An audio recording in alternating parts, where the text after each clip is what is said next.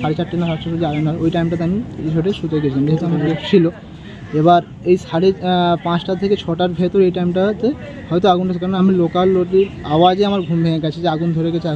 এবার আগুনটা কোথা থেকে ধরে সেটা বুঝতে পারিনি, কারণ এইটাতে 4টে রুমের আমাদের ছিল, যেটা হচ্ছে অফিস রুম, সাইডে ছিল কিচেন, ডাইনিং এবং স্টোর রুম, এবং সেখানে বিপুল সংখ্যক আমাদের জিনিস, মানে আমাদের রিসোর্টের যাবতীয় জিনিসপত্র সবটাই ছিল, এবং পুরোটাই পুরো ছাই হয়ে গেছে। আর ক্ষয়ক্ষতি পরিমাণ বলতে বলতে পারি, যেখানে ফ্রিজ হোক বা আমাদের সমস্ত অফিসের যে ডকুমেন্টসের কম্পিউটার কাছ থেকে, কিচেন সাইডের সমস্ত জিনিস এবং ডাইনিং সাইডের জিনিস, সিসিটিভির কাছ থেকে হোক, এভরিথিং যে সমস্ত জিনিস, এবং স্টোর রুমে যে সমস্ত লাইট হোক বা আমাদের যে টেন্ট, গদি গাদা, সমস্ত জিনিসটাই পুরো নষ্ট হয়ে গেছে।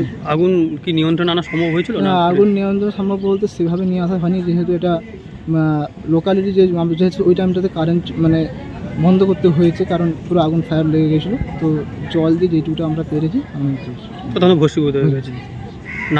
নাম সুরজিৎ দাস।